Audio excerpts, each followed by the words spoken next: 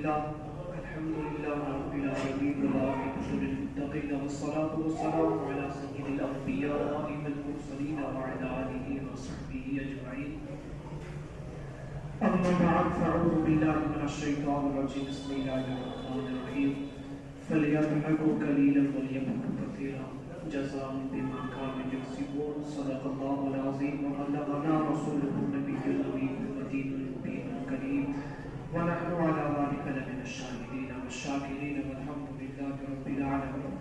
غوث اعظم ومنیب سر سامان مدد قبل ایدی مدد کعبائی ما مدد ناوی غوث اعظم بھی ظلم دم زشیر احمد زخان قطب عالم بھی ظلم نردام بنا مفتاح خشتی ضعیف آرت شکست پشتی بات خواجہ عثمان ہارونی مدد کن یا معین الدین چشتی تو قوت دے لکن حکام بسیار مدد کمزور دل کائی ہے یا غوث رب اشرح لي صدري ويسر لي امري واحلل عقدة من لساني يفقهوا قولي.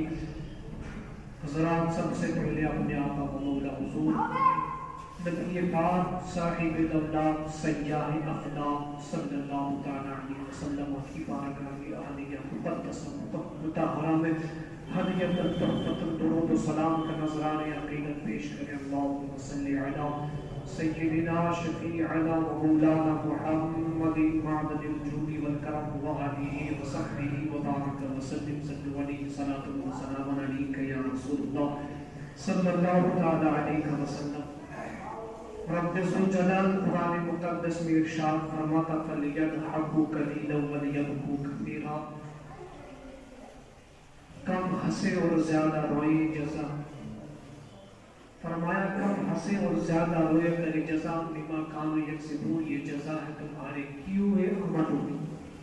قرآن مقدس کی اس آیت مبارکہ میں رب ذوالجلال نے انسانوں کی طرف ایک پیغام بھیجا کہ تمہیں کتنی بھی لمبی عمر دنیا میں گزار لو، کتنا بھی کچھ کر لو، لیکن آخر پلٹ کر تمہیں ہماری پاس آنا ہے. تو فرمایا فَلْيَضْحَكُوا قَلِيلًا، کم ہنسے، وَلْيَبْكُوا كَثِيرًا، اور زیادہ روئے کریں. جزاء بما كانوا يكسبون، یہ جزا ہے تمہارے ان عملوں کی جو تم نے انجام دیے. یہاں آیت کریمہ میں آخر کیا ایسا ہے کہ رب ذوالجلال نے فرمایا کہ کم ہنسا کریں. ہنسی کھیل کود یہ سب ایک ہی اصول ہے. کم ہنسا کرے اور زیادہ رویا کرے. جس کو یہ معلوم ہو کہ اس کو مرنا ہے وہ کم ہی ہنسے گا. جس کو پتا ہو کہ میرے برے عملوں کی وجہ سے مجھے کل قیامت کے دن سزا دی جائے گی، مجھے قبر کے اس اندھیرے گڈھے میں اترنا ہے، میرے پاس اس وقت میرا کوئی حامی و مددگار نہیں ہوگا، کوئی پوچھنے والا نہیں ہوگا. میرے گھر والے بھی آئیں گے تو قبر تک آئیں گے لیکن میرے عذاب سے مجھے چھڑا نہیں سکتے. تو یہ تمام چیزیں اگر دیکھی جائے تو یہ رب کا فرمان فَلْيَضْحَكُوا قَلِيلًا وَلْيَبْكُوا كَثِيرًا، کم ہنسو اور زیادہ رو. ایک حضور نے فرمایا کہ اگر انسان کی آنکھ سے اس کے مچھر کے پر کے برابر بھی اگر انسان کی آنکھ سے پانی کا قطرہ نکلے روئے ہو، فرمایا کل قیامت کے دن اتنا پانی وہ جس آنکھ کے جو اوپر والے ہوتے ہیں، فرمایا کہ اس کا ایک بال بھی اگر اس سے بھیگ گیا تو کل قیامت کے دن اگر اس بندے کو جہنم پہ جانے کا نمبر آیا تو بال رب کی بارگاہ میں عرض کرے گا پروردگار یا تو مجھے اس کی آنکھ سے نکال دے یا پھر اس کو جنت میں داخل کر دے. تو صرف ایک قطرے کے آنسو کے ایک قطرے سے انسان کو جو مطلب اللہ کی یاد میں رویا ہو، انسان نے گناہ کر کے رویا ہو، توبہ کے در پر آ کر پھر رویا ہو، اس آنسو کی بات کر رہا ہوں. یہ نہیں کہ دنیا کی دولت حاصل کرنے کے لیے ہم روئیں یا کچھ بھی دنیا کے عہدہ حاصل کرنے کے لیے ہم روئیں، اس کے لیے نہیں، بلکہ اللہ کی یاد میں رونے سے، اس کے عذابات کو دیکھ کر، قیامت کی ہولناکیوں کو دیکھ کر، قبر کی تمام مناظر کو دیکھ کر اگر انسان ایک قطرہ بھی انسان کی آنکھ سے نکلتا تو وہ اس کے لیے بخشش کا ضامن بنے. لیکن ہمیں رونے کی فرصت کم نہیں، ہمیں نہیں آتی رونے کی فرصت. بزرگ فرماتے کہ رویا کریں، اگر رویا نہ کرے، رونا نہ آئے تو رونے کی شکل بنایا کرے، اور اگر شک نبی نہ بنے تو پھر اپنی قسمت پہ رویا کرو کہ تمہیں رونا بھی نہیں آتا. مگر ہمیں کہاں سے رونا ہے؟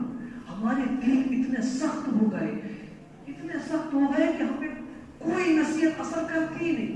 جب انسان یہاں پر کھڑا ہوتا نا قسم خدا کی ایسا لگتا ہے کہ سب سے بڑا بیوقوف انسان یہی ہے جو یہاں پر کھڑا ہے.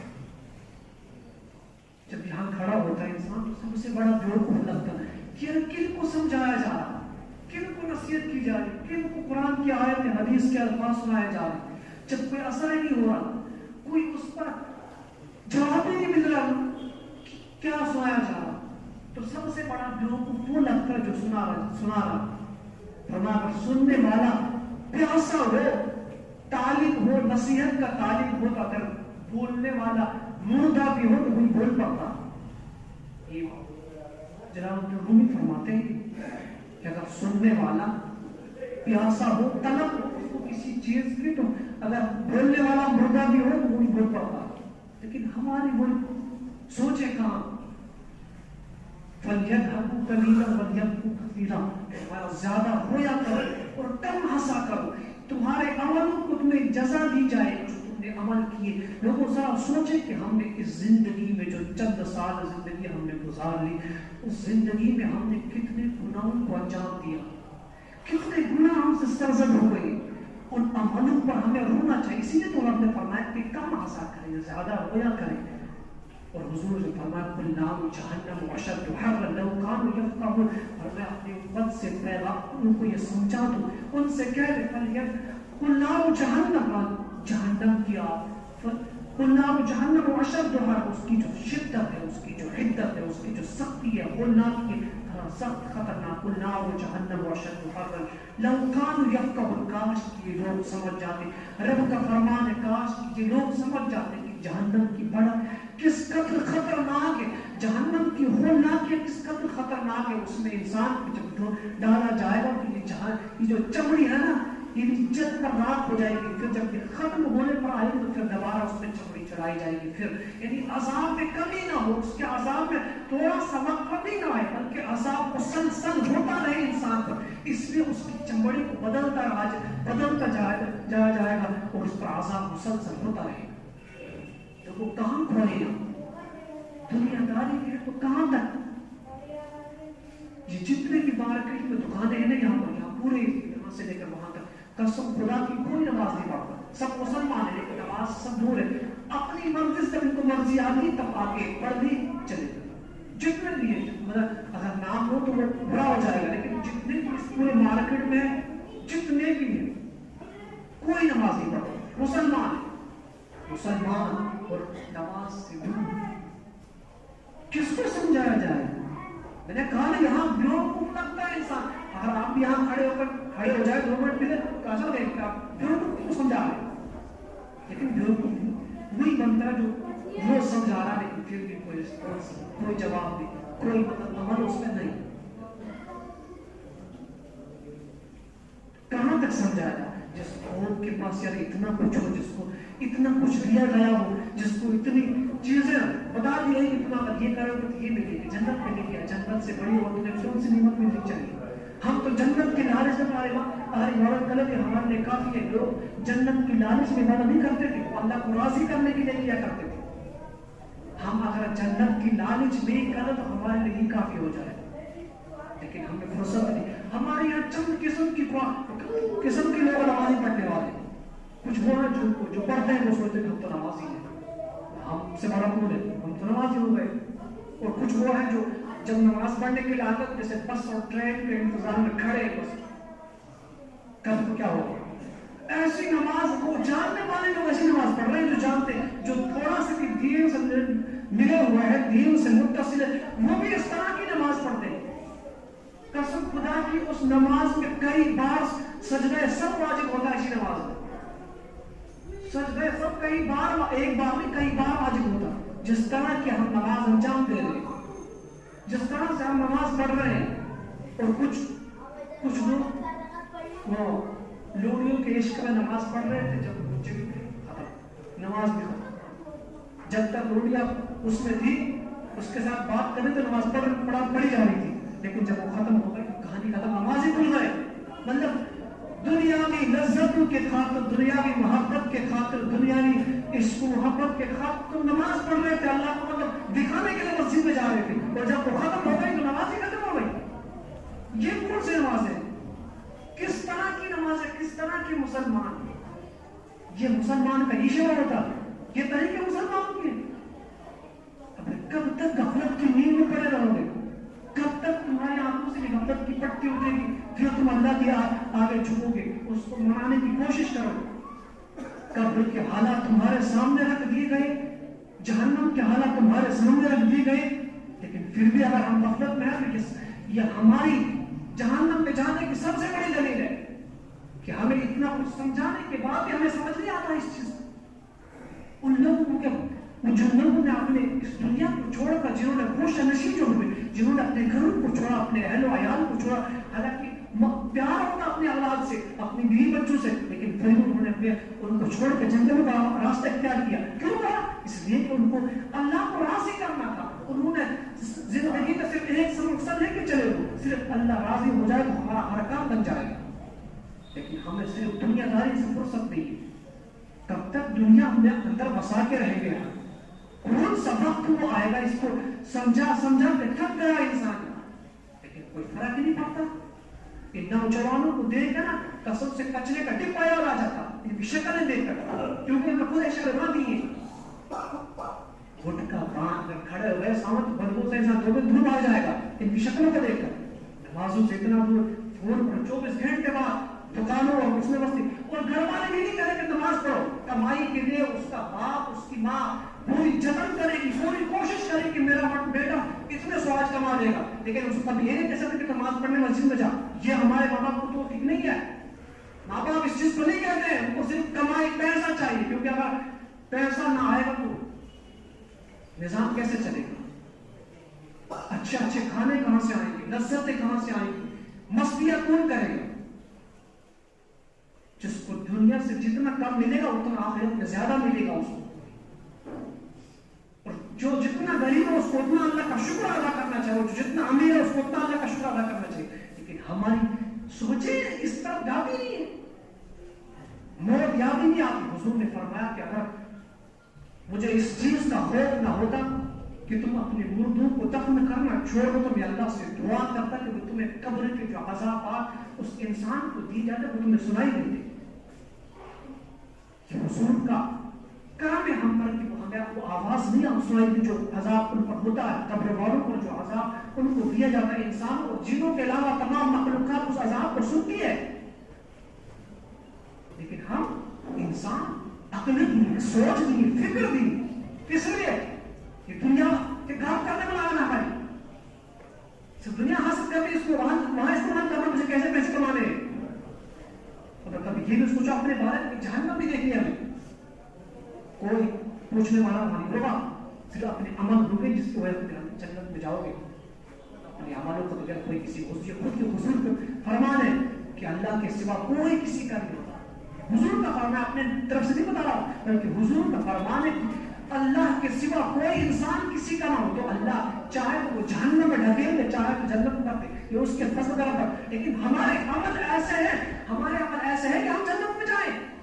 بتاؤ ہمارے ایسے عمل ہیں کبھی کہ ہم جنت میں جائیں؟ کوئی تصور کر سکتا ہے ہمارے عمل اتنے اچھے ہیں کہ ہم جنت میں جائیں گے؟ ہمارے عمل اتنے برے ہیں کہ ہمارے وجود سے بدبو آتی ہے، گرد آتی ہے ہمارے جسموں سے جس طرح ہم نے گناہ کی ہے. جنت میں جاؤ گے پھر کس نے کہا لوگوں سے؟ جنت کا دھوکہ دیا گیا تم لوگوں کو. جنت اسی کو ملی کہ جو رب کی رضا کے سامنے اپنے سر کو جھکا دے، رب کو راضی کرنے کے لیے اس کے سامنے جھکے، اس کے راضی کرنے والے کام کریں. تو دنیا میں کچھ بھی کرتے رہو اور پھر جنت مل جائے. اللہ غفور ہے رحیم ہے، وہ حقیقت میں غفور ہے رحیم ہے، لیکن اس کے لیے کچھ کرنا ہی پڑے گا. وہ بخش دے، لیکن جو بخشنے کے لائق ہوگا، جس کے اندر کی صلاحیت ہوگی، وہ بخشا جائے تو اسی کو بخشا جائے گا. ایسے نہیں کہ سب کو بخش کر مطلب چھوڑ دیا جائے. تو ہم کچھ بھی عمل انجام دیتے رہیں، ہم کچھ بھی کرتے رہیں، مرمت کی زندگی گزارتے رہے، پھر بھی جنت میں جائیں گے. تو کیوں بنایا کہ جنت کو جہنم کو اللہ نے؟ जिन्नति वन्नास अजमईन, हम जरूर भर दें कि दोनों को, जन्नत को भी और जहन्नम को भी, वरना तो दोनों को है ना। ऐसे जन्नत जाते जाएंगे अजीब, हमने सोचे बना ली कि जन्नत लगाई हम हुजूर बख्श देंगे, शफाअत करेंगे हमारी हुजूर। ये ऐसा कुछ नहीं है। जब तक तुम्हारे खुद के अमल अच्छे ना हो तो कोई बख्शिश नहीं है। ऐसा खुद के अमल ऐसे बनाए। खुद का एक मौका नौजवानों से मैं कहता हूँ अपनी जिंदगी में इनकलाब लाए यार। तुम्हारी उम्र है पढ़ने की, लिखने की, अच्छा कुछ करने की। अगर तुम आज ही गुटखों और पान सिगरेट में लगे रहो तो क्या करोगे कल को? कल को ये दांत निकल के बाहर आ जाएंगे, बदबू आएगी तुम्हारे मुंह से। जब तक गुटखे खा ले, सुबह भरता उठता है यार, वो नाश्ता करता हुआ अपने पेट के बारे में सोचता मुझे सेहत अच्छी कैसे रखनी है। लेकिन इन नौजवानों की अजीब सोच है, सुबह सुबह गुटखा मुंह में, बदबू आती उनके सामने खड़े होने से। अपने सेहत के बारे में सोचो, अपनी जिंदगी को उस मेयार तक लाए, उस रास्ते पर लाए, उस तक लाए, कामयाबी को उस मंजिल पर लाए जहां पर आप कुछ हासिल हो। चाहे दुनिया भी हासिल कर लो, इसको भी हासिल कर लो। आज सबसे पीछे जो हमारा कौम है वो कौम मुस्लिम है। मैंने कल एक इंसान का लेक्चर सुना था, वो कह रहा था, वो हुजूर की मिसालें दे रहा था अपने हिंदुओं को। वरना सबसे पीछे जो आज कौम है वो मुसलमान सबसे आगे थी, जो सबसे आगे थी, कामयाबी के आला मनसब पर फाइज थी, वो सबसे पीछे आज। क्योंकि हमने तालीम के उस दामन को छोड़ दिया जो हमारे बुजुर्गों का असासा था, जो उनका ज़ख़ीरा था। हमने उसको छोड़कर मगरिबी तहज़ीब और तमद्दुन में फंस गए। लिहाजा हमने पढ़ाई को छोड़ दिया, सिर्फ दुनिया हासिल करना, वो दुनिया बरकरार। हमने दुनिया से मोहब्बत की, मौत से नफरत की, तो हम यहाँ पर इस मंजिल पर खड़े हो गए। आखिर कब तक चलेगी ये गफलत का पर्दा हमारी आंखों से कब चाक होगा? कब तक? नौजवान जवानी की इस मंजिल पर फाइज, फिर भी गुमनाम है यार, कोई किसी का नाम नहीं लेने वाला। गुमनाम हो गए ये नौजवान जिन्हें कुछ बता होता था इस्लाम में, कोई इनकी कदर मंजिलत थी, लेकिन आज गुमनाम है ये नौजवान। सिर्फ तामुल में मशगूल है, गुटखा, पान, सिगरेट इससे मशगूल है। सब भूल गए इन चीजों को। अपने नाम को रोशन करने के लिए कुछ करना पड़ता है, अपनी जिंदगी में इनकलाब बर्पा करने के लिए कुछ करना पड़ता है। लेकिन इनको समझा कि यहाँ इंसान पागल हो जाएगा, दिमाग खराब हो जाएगा, इनके समझ में, इनके भेजी में नहीं बैठता। कब तक समझाएगा? 24 घंटे पबजी के बाद, कसम खुदा की कोई नौजवान ऐसा नहीं कि जिसके मोबाइल में पबजी ना हो। और बाप भी नहीं कह सकते उससे तुम क्या कर रहा, अपनी जिंदगी से खिलवाड़ कर रहा। कम से कम यार जिंदगी को सुधारने के लिए इंसान किन मंजिलों तक वो सफर करता, कैसे कैसे मंजिलों से गुजरता, कैसी कैसी मुसीबतों से गुजर के वो एक मकाम पर फाइज होगा। अपने असलाफ को देखे गया, उन्होंने किस तरह से अपनी मंजिलों को तय किया, किस तरह से वो किसी मंजिल तक पहुंचे। हमें असलाफ ने सबक दिया था कि अगर मंजिलों को तय करना है तो मेहनत और मुशक्कत करनी पड़ेगी, फिर मंजिल ऐसे नहीं मिलती है।